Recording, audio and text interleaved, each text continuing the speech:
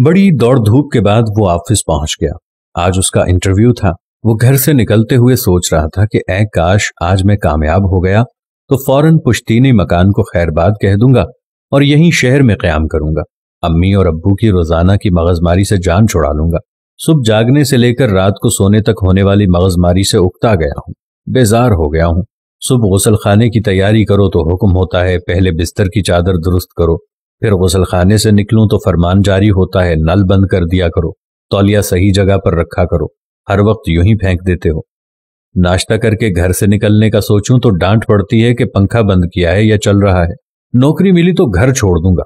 Office में बहुत से उम्मीदवार बैठे बॉस का इंतजार कर रहे थे। 10 बज गए थे। उसने देखा पैसेज की बत्ती अभी तक जल रही थी। अम्मी याद आ गई तो बुझा दी। ऑफिस के दरवाजे पर कोई नहीं था। बाजू में रखे वाटर कूलर से पानी रिस रहा था, उसको बंद कर दिया। वालिद साहब की याद आ गई। बोर्ड लिखा था कि इंटरव्यू दूसरी मंजिल पर होगा। सीढ़ियों की लाइट भी जल रही थी। उसे बंद करके आगे बढ़ा तो एक कुर्सी सरेराह दिखाई दी। उसे हटाकर ऊपर गया। देखा पहले से मौजूद उम्मीदवार अंदर जाते और वापस आ जाते थे। फिर पता चला कि वो एप्लीकेशन लेकर कुछ पूछते ही नहीं है, बस फौरन वापस भेज देते हैं। मेरा नंबर आने पर मैंने अपनी फाइल मैनेजर के सामने रख दी। तमाम कागजात देखकर मैनेजर ने पूछा, कब से ज्वाइन कर रहे हो? उनके सवाल पर मुझे यूं लगा जैसे आज 1 अप्रैल हो और ये मुझे फूल बना रहे हैं। उन्होंने ये महसूस कर लिया और कहा, अप्रैल फूल नहीं, हकीकत है। आज के इंटरव्यू में किसी से कुछ नहीं पूछा जा रहा है, सिर्फ सीसीटीवी में उम्मीदवार का बर्ताव देखा जा रहा है। सब उम्मीदवार आए मगर किसी ने नल या लाइट बंद नहीं की सिवाय तुम्हारे। मुबारकबाद के मुस्तहिक हैं तुम्हारे वालिदैन, जिन्होंने तुम्हें तमीज और तहजीब सिखाई है। जिस शख्स के पास सेल्फ डिसिप्लिन नहीं है वो चाहे जितना होशियार और चालाक हो, मैनेजमेंट और जिंदगी की दौड़ में पूरी तरह कामयाब नहीं हो सकता।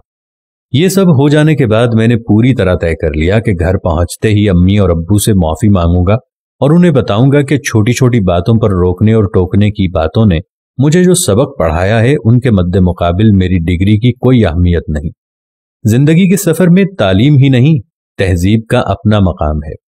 आज वो लोग जो अपने माँ बाप से नाला नजर आते हैं कि उन्होंने हमें फलां बात से क्यों डांटा, उन्होंने हमें फलां बात से क्यों रोका, तो जिंदगी की प्रैक्टिकल लाइफ में जैसे ही वो पहुंचते हैं तो उनको वो माँ बाप की दी हुई तरबियत याद आती है। क्योंकि प्रैक्टिकल लाइफ में, जिंदगी की दौड़ धूप में सिर्फ वही लोग कामयाब होते हैं जिन्होंने बचपन में तहजीब सीखी होती है, जिन्होंने तमीज सीखी होती है। जैसा कि उस ऑफिस में मैनेजमेंट ने पढ़ाई पर नजर नहीं डाली, किसी की कोई काबिलियत पर नजर नहीं डाली गई। आपको, हम सबको ये चाहिए कि माँ बाप की इज्जत करें, उनके सलीके और तहजीब से सिखाई हुई दुनिया को आराम और तहजीब से सीखते जाएं। क्योंकि माँ बाप जिस तजर्बे से गुजर रहे होते हैं, हमारी इतनी उम्र भी नहीं होती जितना उनका तजर्बा होता है। हम लोग हमेशा माँ बाप की डांट डपट से तंग आकर बाहर जाने का सोचते हैं और बड़े शहर जाने का सोचते हैं और अपना अलग घर बनाने का सोचते हैं। ऐसा हरगिज मत करना। कामयाबी उनके अदब के साथ जुड़ी होती है। दोस्तों, हम में से अक्सर दोस्त ये गलती कर बैठते हैं, जैसे ही कुछ हालात बेहतर हो जाएं या शहर में एडजस्ट होने का मौका मिले तो सबसे पहले अपने आबाई घर, फिर अपने वालिदैन को छोड़कर शहरों में बसने की कोशिश करते हैं। अगर शहरों की तरफ जाना लाजमी भी हो तो फिर भी अपने वालिदैन को साथ लेकर जाएं। अल्लाह से दुआ है जिनके वालिदैन हयात हैं, अल्लाह उन्हें सेहत और तंदुरुस्ती वाली जिंदगी अता फरमाए, और जिनके वालिदैन इस दुनिया फानी को छोड़कर चले गए हैं उनकी बख्शिश फरमाए। आमीन सुम्मा आमीन। उम्मीद करते हैं हमारी आज की वीडियो भी आपको जरूर पसंद आई होगी और सदका जारिया समझते हुए आप इसे अपने दोस्तों और रिश्तेदारों के साथ भी जरूर शेयर कीजिएगा ताकि इस्लाह का ये सिलसिला हमेशा जारी रहे। जज़ाकल्लाह।